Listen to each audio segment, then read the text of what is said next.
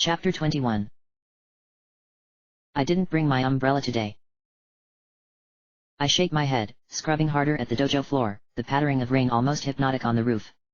It's calming, and I almost forget about what happened with Kyle. I scrub faster, putting my muscle into cleaning the wood. The floor slowly starts to shine, taking on a reflective sheen that vividly shows my face.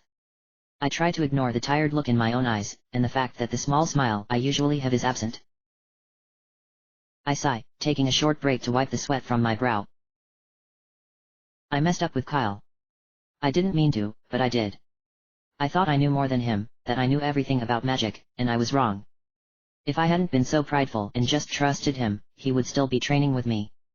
He wouldn't have gotten beaten constantly day after day. He trusted me. So why didn't I trust him? I get back to scrubbing, moving the water bucket to a new location. It's not that I didn't trust him. I just thought I knew better. I thought I was the expert on magic. I assumed, and he paid the price. My arm starts to ache, but I keep cleaning. I haven't seen him in a week now. I've tried to find him a few times based on little hints from past conversations, but no luck. I shouldn't be surprised, really. I wouldn't want to see a pretentious jerk whose life I saved and got betrayed by in return either. I swallow, closing my eyes and pausing. I need to find Kyle and make this right. I can help him, I know I can. This time, I'll teach him to protect himself. I'll show him whatever magic he wants. I owe him that much.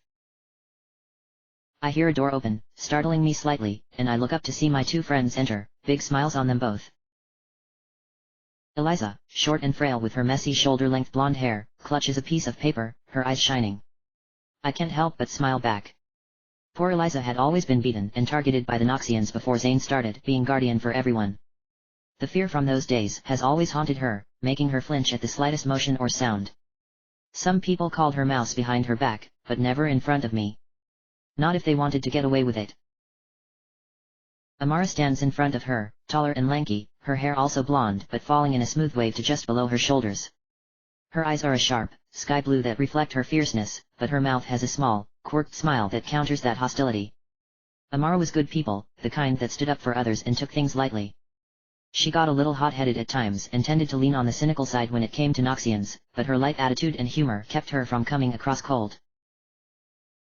They walk over to me, and I stand up, raising an eyebrow and a smile at them. I told you she'd be here, Amara says, nudging Eliza in the side. That's because she always stays late. Eliza protests, stumbling slightly. That's like saying the sun always rises. Doesn't make it any less true, Amara shrugs, and I laugh. What are you two still doing here? I ask, grinning. Just seeing how our dear leader is doing, Amara says, looking at the water bucket next to me. What, did you lose a kendo match or something? Shouldn't one of the newbies be doing this sort of thing? Nah, I won against Kenji this time, I shrug. I just volunteered. Classic Arya, Amara sighs, patting me on the back and shaking her head sadly. Never giving up on doing the good deeds. Someone's got to make up for slackers like you, I respond dryly. Pfft, Amara laughs. You're just jealous my talents lie in supervising work. Sure, I say, rolling my eyes. Talents. Right. Maybe I could believe that if you even showed up for half your duties. That, she says, poking me in the arm, is just how good I am at supervising. I don't even have to be there. I laugh, giving her a light shove back. Seriously, though, what are you two doing here? Well, Amara says, a sly look in her eyes. Eliza has a little surprise for you. Oh. I ask, and Eliza beams, bringing out a scroll from behind her back. They finally agreed. Eliza squeals. No way. I gasp, eyes widening. Seriously? Yup. Eliza nods. As of today, the school now has a swim club. Eliza, that's wonderful. I grin, throwing my arms around her in a hug. She hugs me back, and we both laugh. The swim club had been an idea for a long time, but the headmaster never wanted to allow it because of the already low budget for the other, more popular clubs like kendo and archery. But, well, there's always room for a little persuasion. Especially when it's someone as sweet as Eliza asking.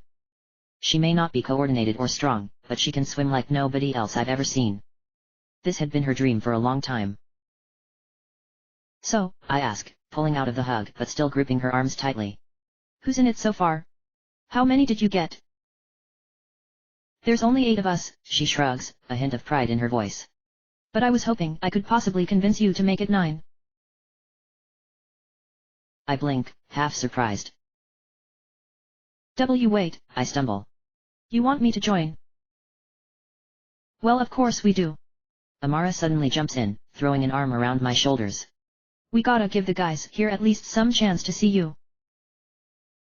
Amara. I elbow her in the gut, blushing.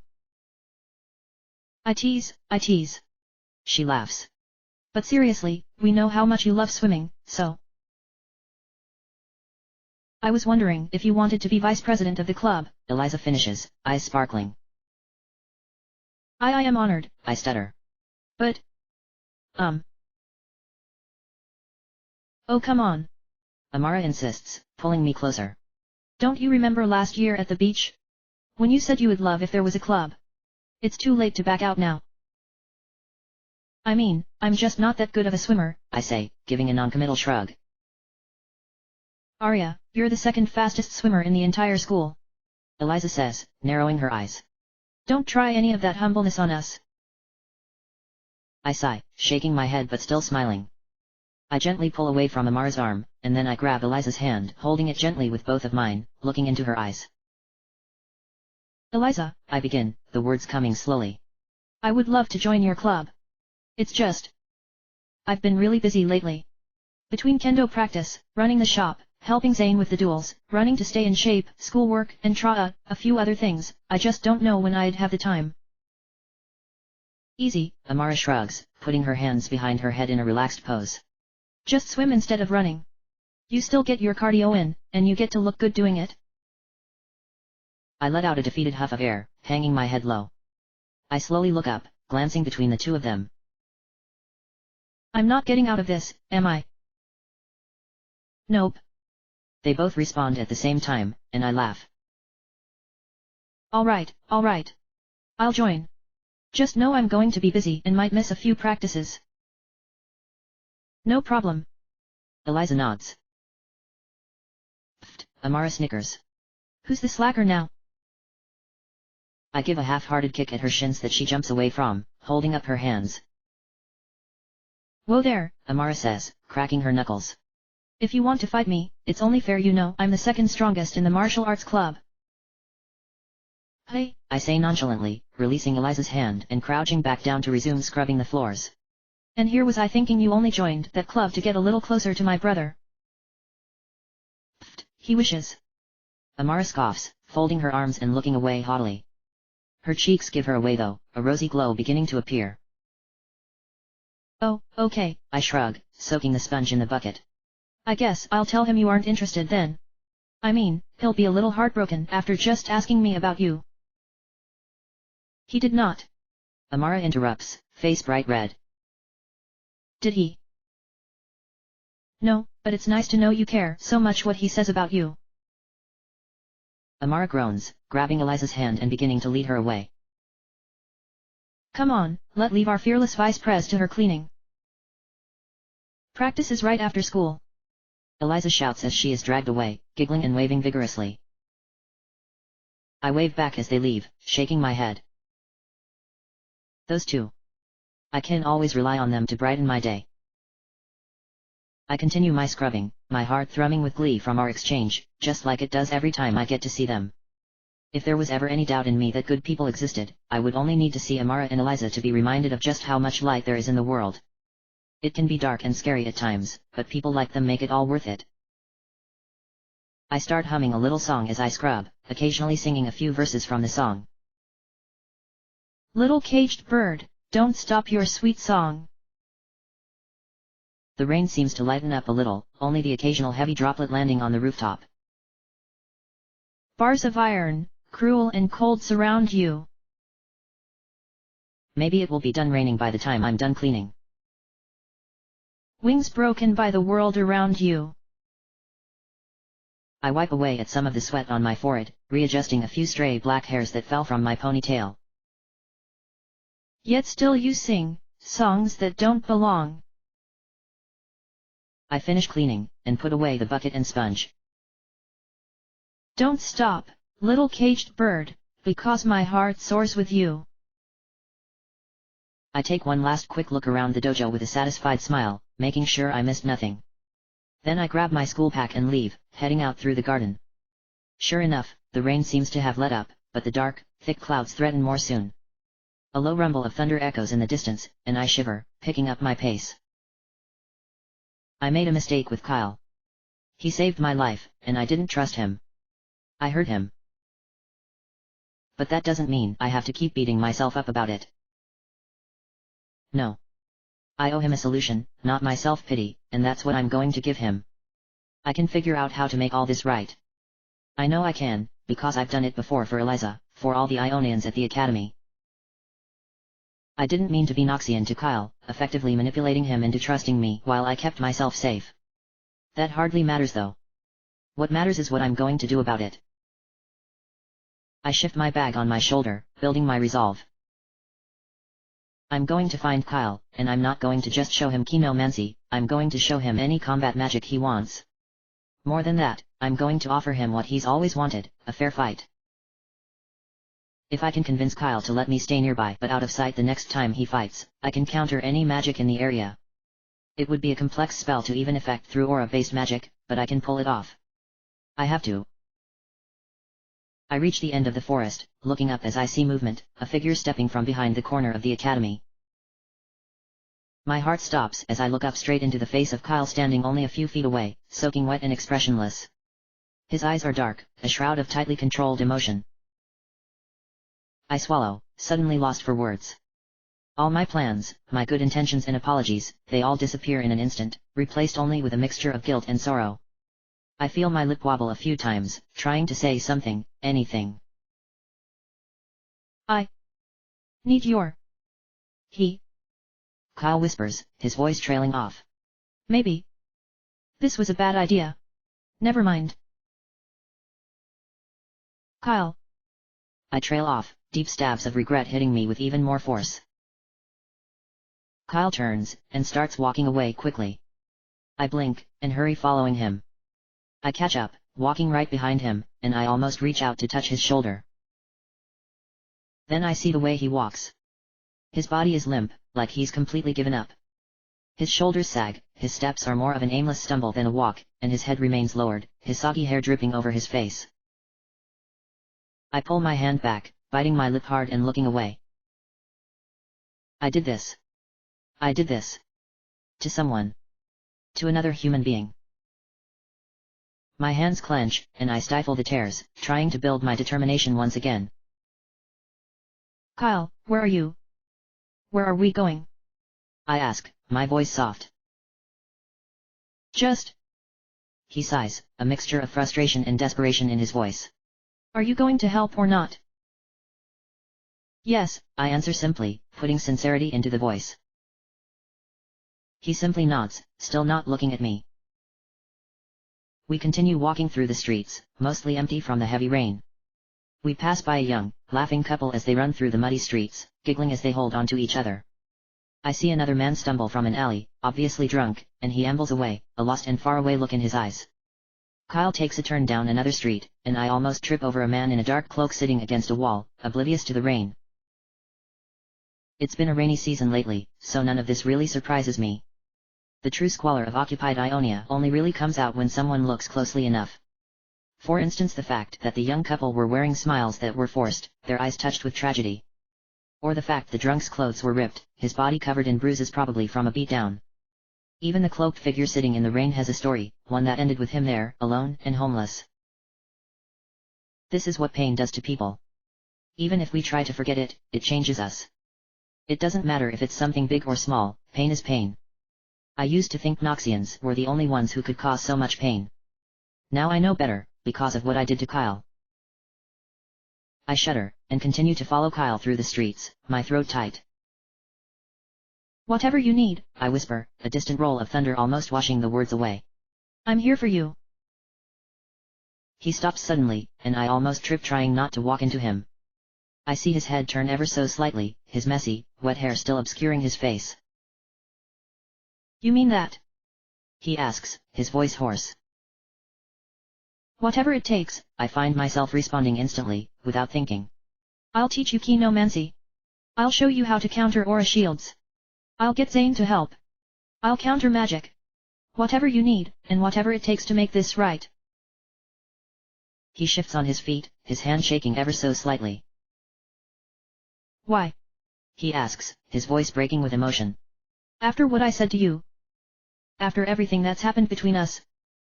Why? I slowly step around him, turning so I'm facing him. I still can't see beneath his mop of hair, but I do my best to look into his eyes.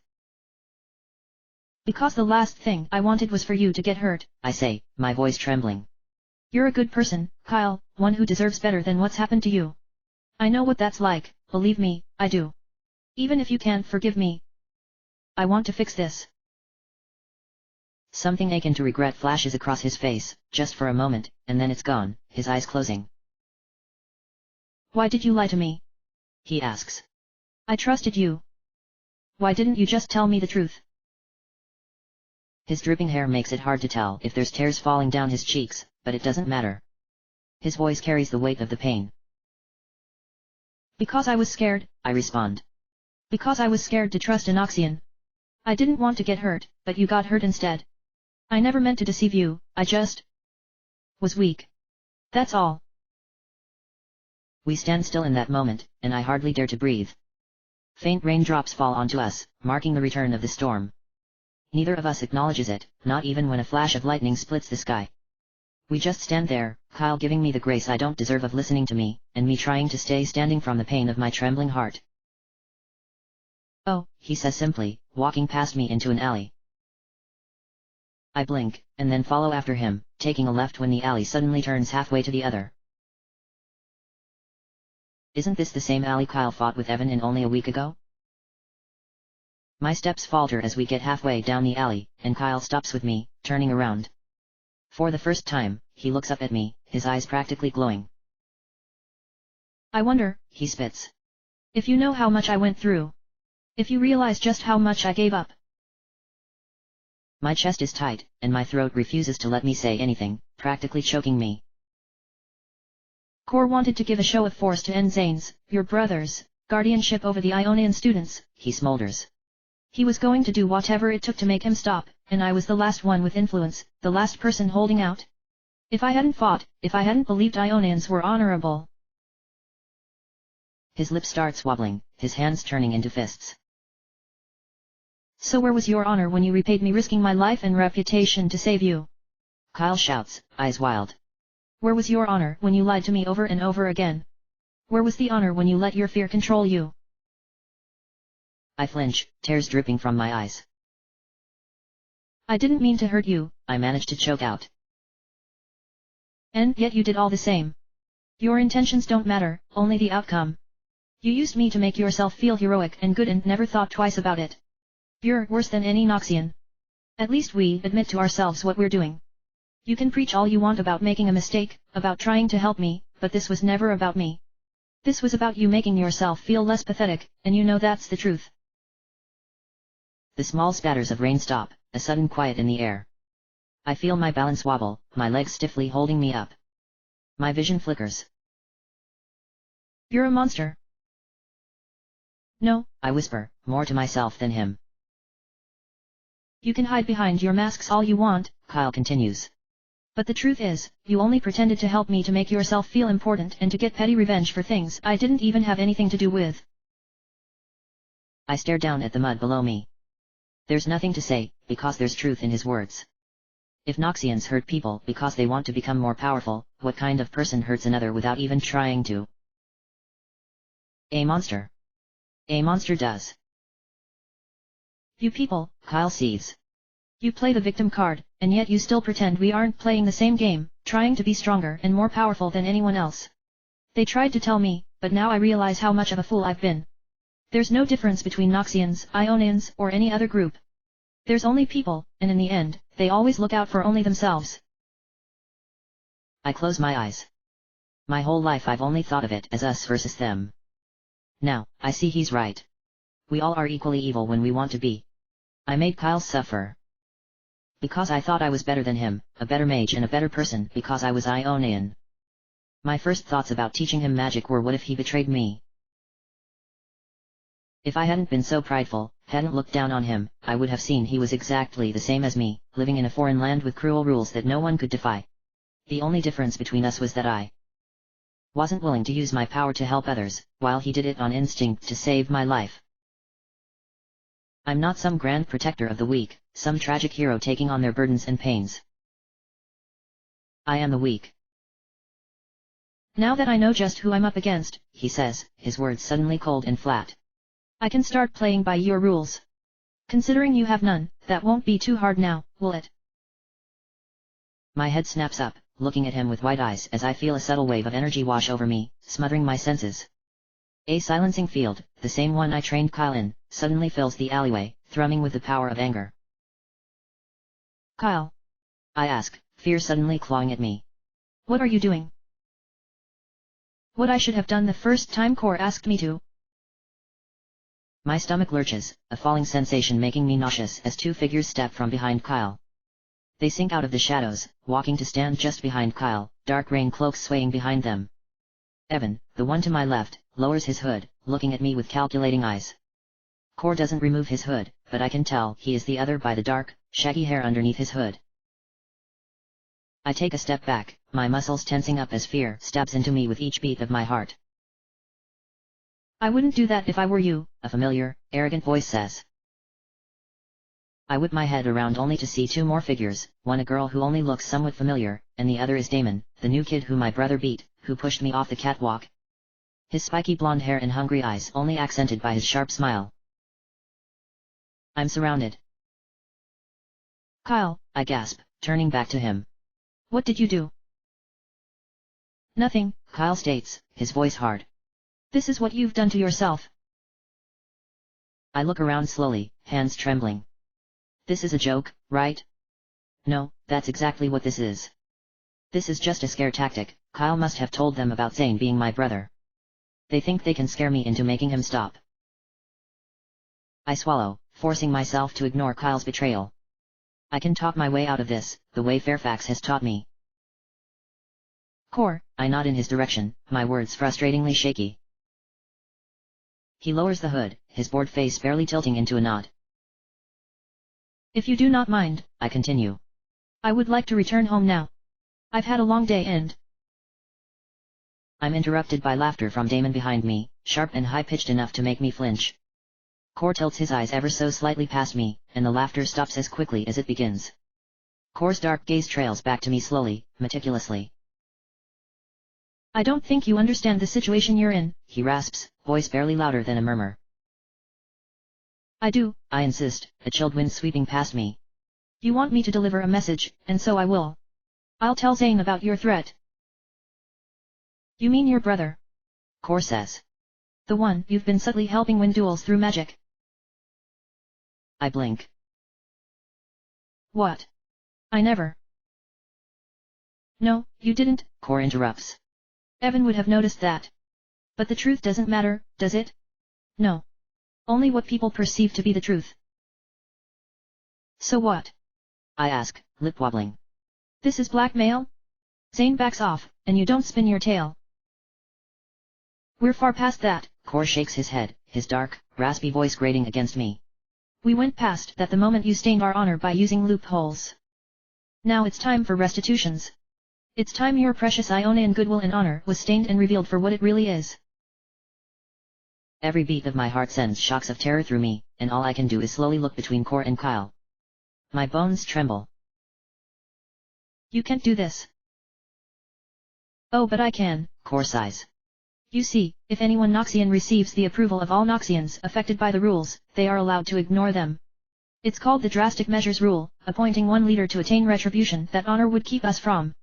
We aren't stupid. Rules are made to be guidelines, changing as new situations arise.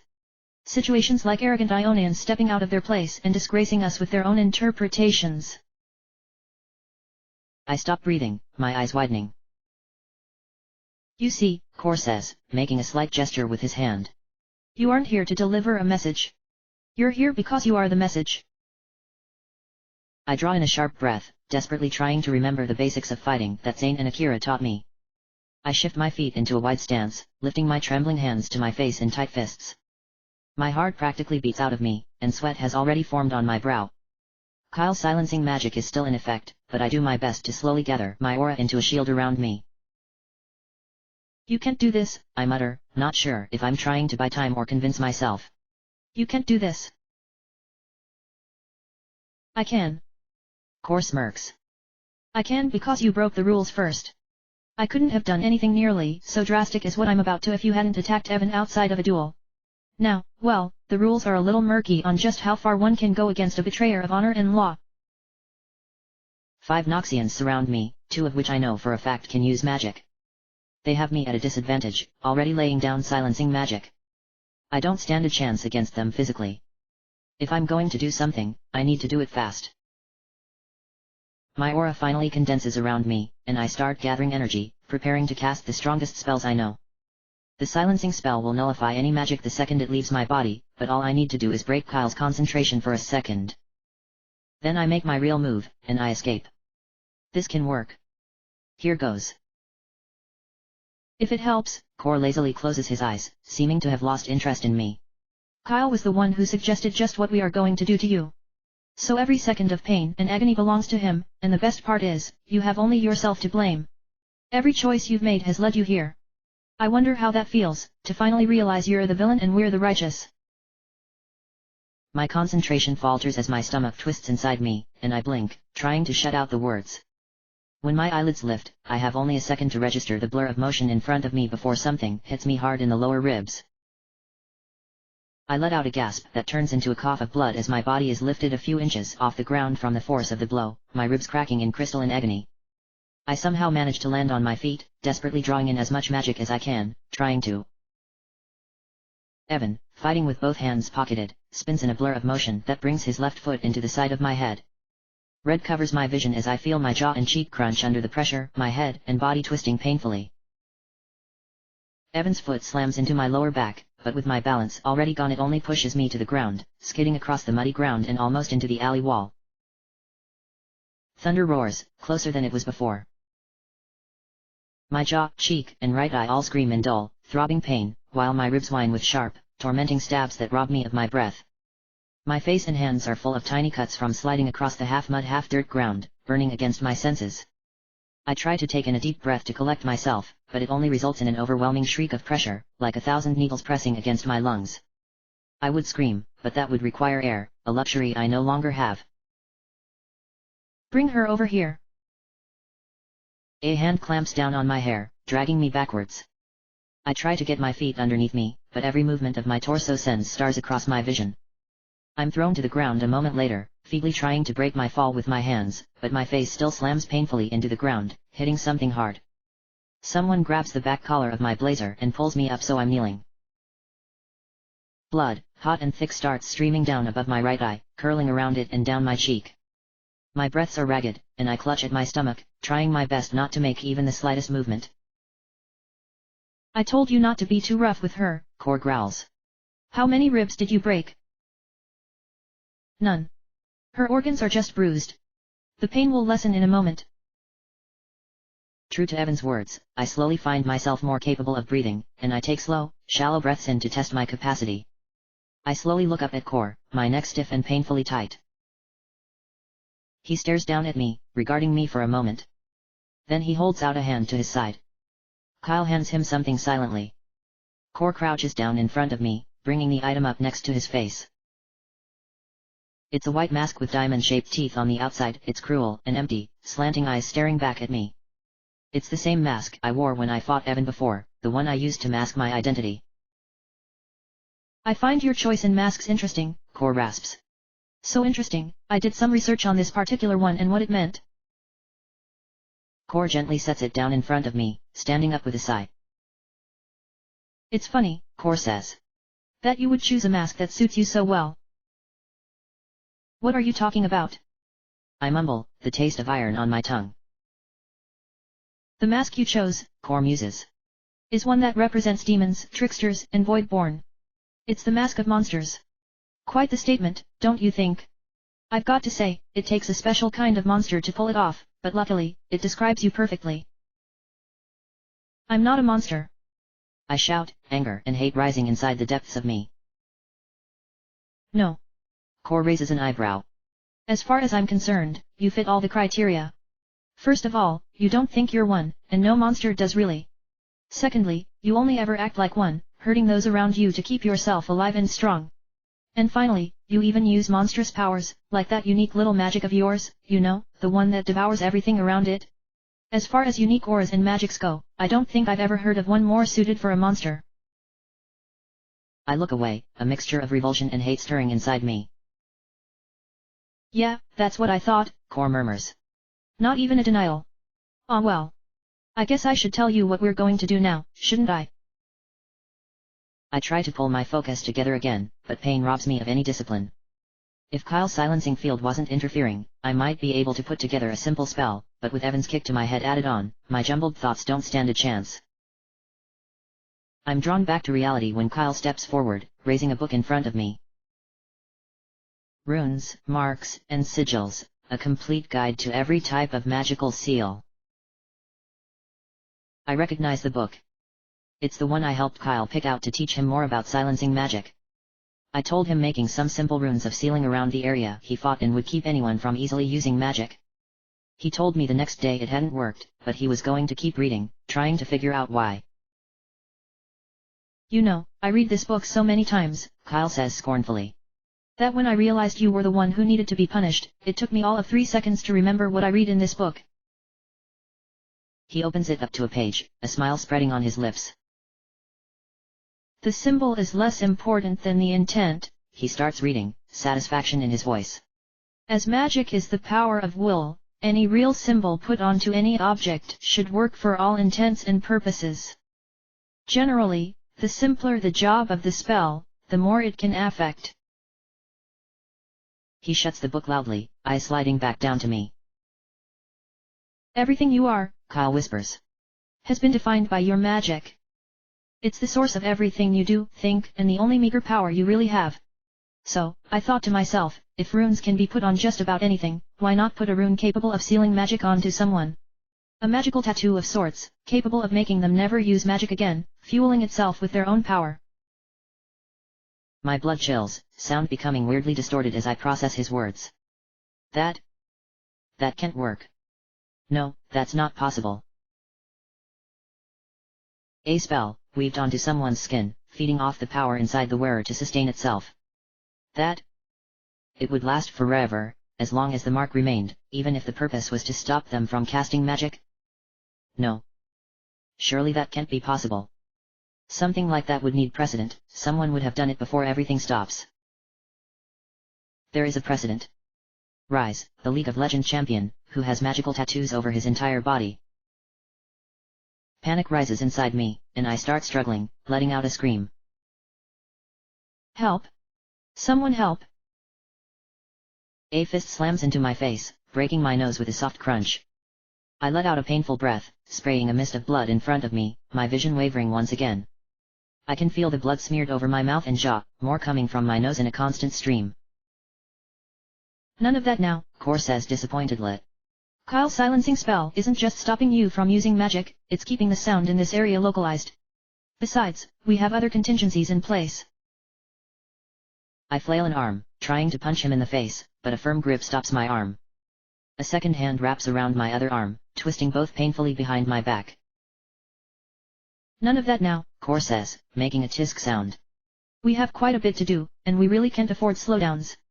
After all, we need to make a mark that represents your cowardice and makes it clear anyone can beat you up for breaking the rules and attacking Evan. We need to make sure the mark clearly shows what kind of monster you are, and all the while we have to make sure there's enough room for the sealing symbol. It's going to be quite a work of art all in all. You can't do this? I shudder weakly, desperately trying to think of something, some rule or way to get out of this. See, Core continues, ignoring me. we're not going to take any chances this mark will ever disappear, so the girl behind you, Myra, is going to use mage fire to burn it into your back. It's sort of poetic. Anytime you turn your back on someone, your true nature will be revealed, scorched black into that pale, fragile skin of yours. I open my mouth to let out a scream, but Core sees it coming.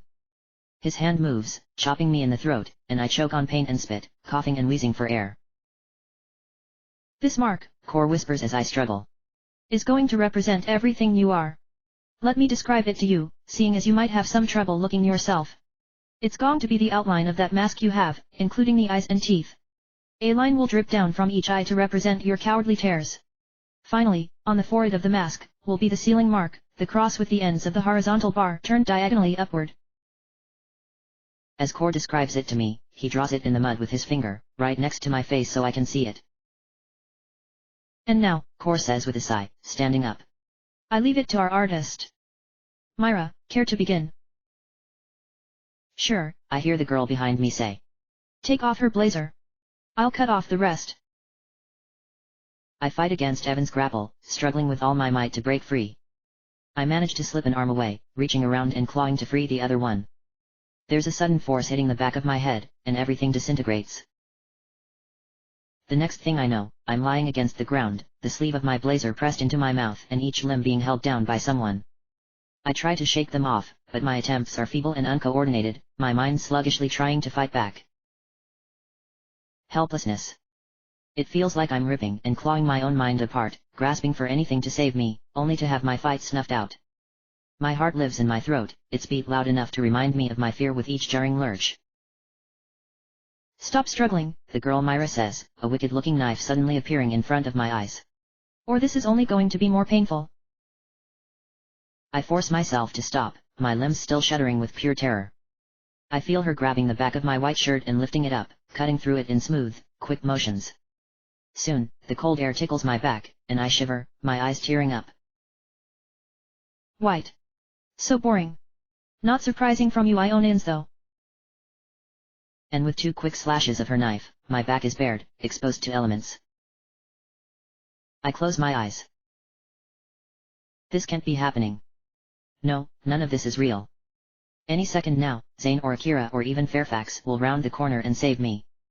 I've done nothing wrong. I made a mistake, but I don't deserve this. Myra's forefinger enters my vision, the rest of her fingers curled down to her palm. I feel a surge of power coming from her, and a deep red orb of pure fire slowly expands just at the edge of her finger. I can feel the intense heat even though her finger is fairly far away, and the blood on my face starts cracking, already drying. I panic again, struggling with renewed strength to break free. I claw at the ground in my magic, trying to grab anything. All I get is a handful of mud and pain, and I hear myself letting out whimpering sounds. Burning is such an ugly word, Myra says behind me with a dissatisfied huff of air. I should think of this more as painting. I hear the small flaming orb heat up behind me, hissing as it turns the very air around it into steam. A red glare of light floods the ground in front of my eyes, and I quickly squeeze them shut, biting down hard on my blazer. My skin prickles as a sudden heat begins to near it, turning from a slight chill to an uncomfortable swelter. Hold her down tight, Myra says, her voice filled with concentration. This is going to have to be slow to get the symbol perfect and keep her awake for the whole thing. She's going to fight it. This can't be happening. It can't be, it can't. Please, someone, anyone. Please. I hear loud, purposeful footsteps, and even with my head pushed down sideways into the mud, I manage to see a figure, obscured in shadows but obviously wearing a school uniform of some sort. It's a masculine figure of some sort, and he stops a good distance away, staring. What's going on here? He asks, his barely audible to me. Hope soars through me, bringing a triumphant sheen of tears to my eyes. I look up to the figure, my lip trembling as I struggle to call out the right words. There's a sudden presence next to my head, and I hear someone whispering into my ear. Do anything but agree with what we say, and I'll kill both of you, Core whispers. I choke, my hope faltering. I hear someone get up and walk through the mud, their shoes appearing in front of me. This is a simple beatdown of a coward who broke the rules, I hear Core say. None of your business, friend. I'd appreciate it if you just moved on. A beatdown. The newcomer trails off. What did she do exactly? Use magic to win duels, Core waves, looking unconcerned. And just what sort of beatdown is this? The figure asks, gesturing at me. Core seems to suddenly realize the scene behind him. I lay face down in the mud, completely restrained by Noxians, while another holds an small orb of fire above me. Core looks back, rolling his eyes, and then returns his gaze to the figure. A simple one, Core explains quickly. See, this Noxian girl scarred my friend's face with fire magic. It even took one of his eyes. So we're just leaving a small brand on her back, so everyone knows what kind of cruel coward she is. The figure stands still, contemplating, and I feel my breath stop.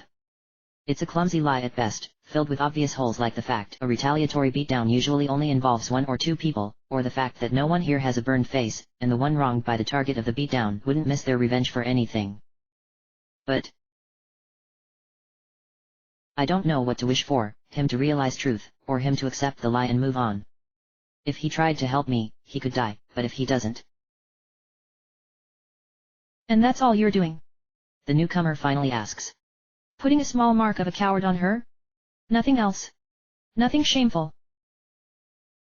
Of course not, Core says, placing a hand against his chest. And if you don't believe me, why, just ask the guardsman behind you. We've already gotten this cleared with the city guard and everything. 2 more figures step from the shadows, both wearing the customary armor of Noxian guards. I recognize the 2 immediately, and it only brings more dread. One is Benjamin Conroy, the guard who was beating up Mr. Shu for not giving him an apple, and the other is Tickus Lorry, the one who hit me in the face when I tried to make him pay for a sword. That's right, Lorry says, sounding bored.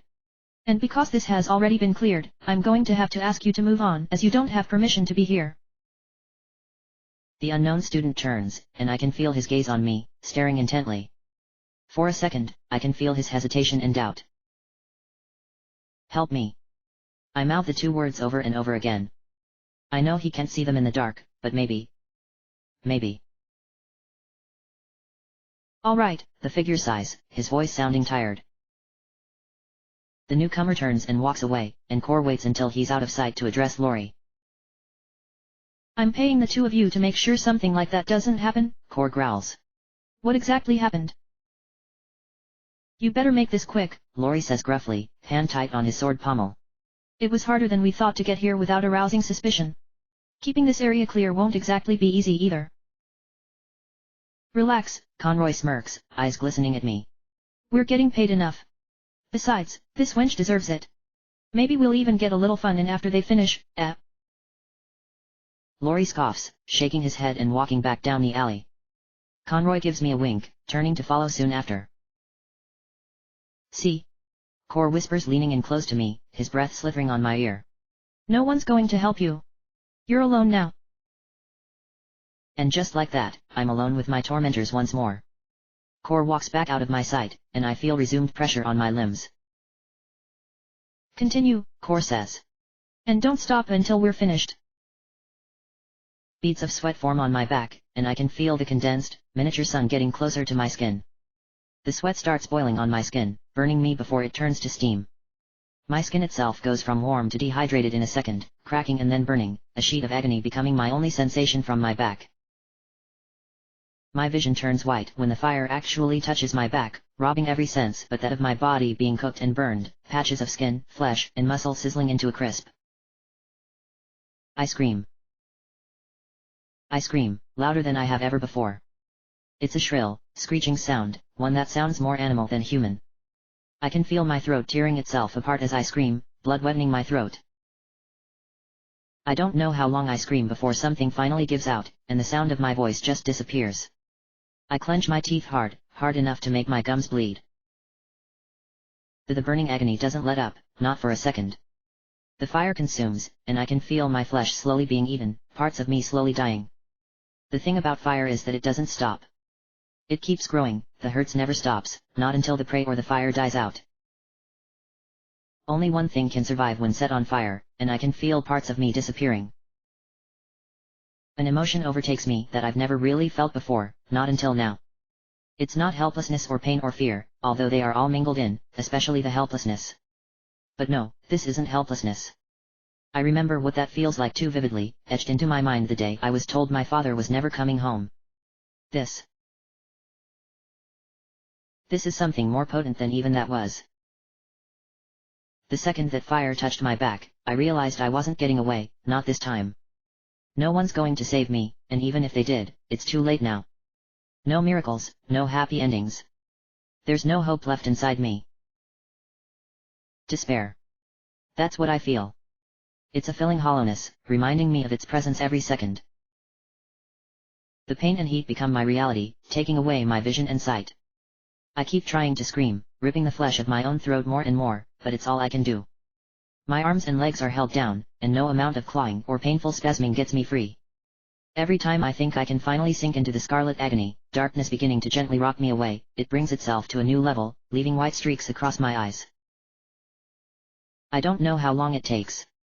The fire robs me of any sense of time, its pain bleeding all across my back, stopping me from knowing exactly where or how far Myra is into the mark. All I feel is fire, eating my flesh hungrily as it follows the trail of sin made clear by the Noxian girl. Minutes, hours, years, none of it matters. None of it even exists. Only agony and misery. The pain doesn't seem to stop so much as I finally begin to see through it. I see the Noxians, standing in front of me, the smell of burnt flesh sharp and putrid in my nose. They all blur together, no matter how hard I try to concentrate, to see through. All right, Kyle, something says. Release the spell keeping her awake. I'm sure someone will find her sooner or later. Someone steps in front of me kneeling down, but their face is too blurry for me to make out. You're just another Ionian coward, too weak to stand on your own, but too proud to bow down. I can see it, plain as day, and now? Everyone else can too. There's a sudden snap, and I feel myself drifting through shadows. It's not sleep. No, my burning back keeps me awake. It's that middle ground of almost asleep, the place where I drift to. It's not much solace, but I take it. I embrace it. Then a pinprick of pure agony touches my back. It rips me from my almost peaceful state, my eyes squeezing shut tightly. Another one touches somewhere else on my back. It's sharp and accurate, like that of someone sticking needles into me. More pinpricks of agony start stabbing into me, coming faster and faster until my whole back is covered in them. I groan, forcing my eyes open. They barely respond, twitching slowly upward. With my sight, I begin to focus on the mud in front of me, clearly seeing the symbol core drew next to me. I stare at it, bringing my senses back together slowly. The smell of blood and mud hits me hard, and I cough a few times, choking on the sleeve of my blazer. I struggle, grabbing it with my hand and pulling it out, wheezing for air. The dirt around me seems to be more mud now, and it takes me a second to realize why. It's raining. The rain falls in light droplets, but there are thousands of them. It's more of a constant mist falling down onto me, mixing blood from my mouth and nose with the mud under me.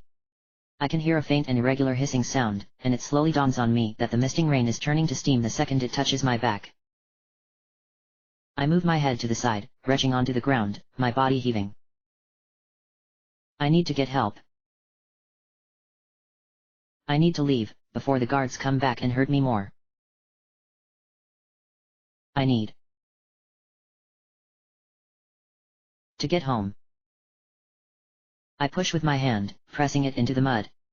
My arm shakes from the effort, muscles cramping from being clenched so long. I keep going, though, putting my weight onto my other hand. It's not until I move my shoulders, almost getting to my hands and knees, that my back screams in a new language of torture, the skin and muscles of my back moving when I try to stand. Exhaustion and misery flood over me, tears falling weakly as I gasp for air. I slowly force myself to ignore the burning flesh being jostled, getting up slowly. My entire body shakes with effort, and I stumble when a rack of pain hits me. I manage to catch myself on the alley wall. Good. I can use this as a guide.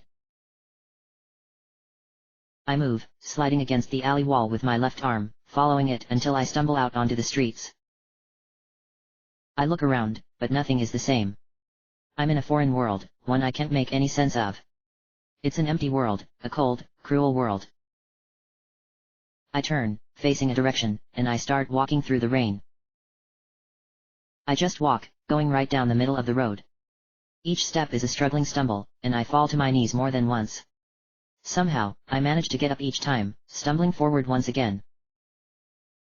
Agony, despair, fear, horror, hollow, cold, these things are my world, accented only by the constant pattering of the misting rain around me. I find myself standing in front of a house, and I blink, relief and nostalgia flooding through me as I recognize it as my own. I stammer forward towards the front door, tears mingling with the rain. I get about halfway there before I find myself slowing down, faltering as my joy turns to dread. How can I possibly face my family now? I stand a few feet away from the door, my clothes soaked through and white shirt torn, hanging from my shoulders. My back lies completely exposed, a mark, a scar constantly staring out, showing my mistakes and failures. Guilt and shame flood into me, and I squeeze my eyes shut as I begin sobbing. No sound comes out, no matter how hard I push my throat muscles, and no matter how hard I try, the guilt and shame only grow. I feel my consciousness beginning to slip, giving into the everything eating away at me. Something inside me makes me step forward though, one step after another, until I'm finally at the door. I lean my head against it, building my courage, will, and energy for one final push. I hear voices inside. Looked everywhere, A panicked voice, the voice of Zane, my brother, shouts. the school, her friend's house. What about the routes she takes home? A voice interjects with an authority that could only belong to Captain Fairfax. I traced the common ones, A choked voice, Akira's, responds. but we always take different ones back, just in case. Guard reports. The captain barks. No sightings, I hear the vice captain, Severin, say, his tone dark. but something doesn't feel right. Who was on duty tonight? Captain Fairfax asks. Does it matter? It's not like we can trust any of them. Captain, a firm but soft voice says suddenly, and I feel my heart melt. Mom. Find my daughter, She says. whatever it takes. Another silent sob shudders through me, blood warm on the back of my throat. How am I supposed to face them? My vision falters as I hug myself, trying to shake away the guilt, the shame, but it only gets stronger until it smolders through me, just like my back. I reach slowly with a shaking hand, something compelling me to open the door anyway. Maybe it's the thought they can somehow make this right, take away my pain. I know they can't, that no one can, but I turn the handle anyway, pushing the door open slightly. I stand in the misting rain as the gently light of home floods over me, the shapes of Akira, Zane, Mom, Captain Fairfax, and Vice Captain Severin. I can see them looking at me in shock, taking in my bloody face and soaked clothes, my once nice shirt torn and transparent. I stumble a few steps in before I fall to my knees and then to the ground. Something vaguely resembling footsteps rush towards me, but I already feel myself slowly slipping away. This can't. Her back. Stay with me, baby, stay with me. Get the doctor. Which on? All of them. Footsteps rush out, the slight sensation of someone grabbing my arm and holding my hand. Their skin is warm, but still not as hot as my back. It's a nice warmth, though, not the searing agony constantly burned into me. A guttural scream of rage and confusion echoes out, slowly fading to seething, visceral panting. I'll kill them, Zane whispers, my hand being squeezed tighter. all of them. I promise. Not again, I hear Akira whisper, his voice choked tears. please not again. Don't do this to me, Arya. It's all right, baby, Mom whispers, her shaky hands brushing my hair and cheek. it's going to be all right. Just keep breathing. That's it, come on, baby.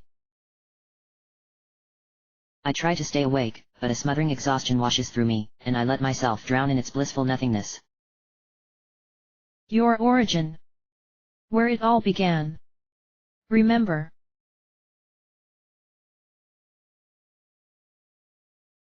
I open my eyes. I'm back from the memory dream, staring up at the ceiling in my room.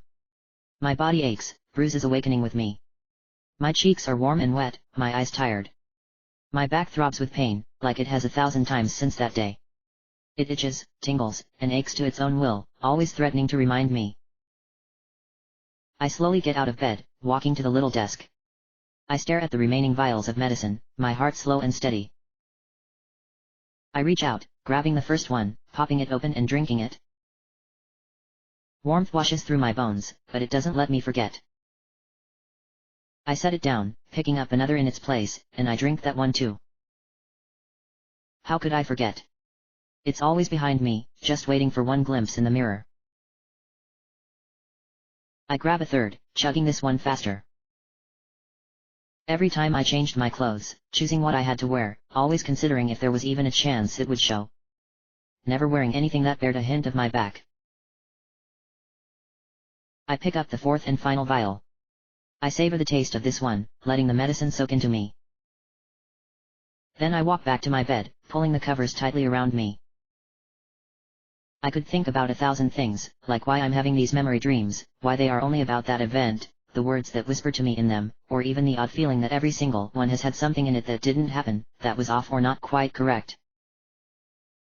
Thankfully, the medicine seems to guide me back to sleep quickly, taking away the memories, the anxiety, the ever-present shame, and any thought about tomorrow. The serenity of sleep takes over, and I welcome it even as tears continue dripping from my eyes.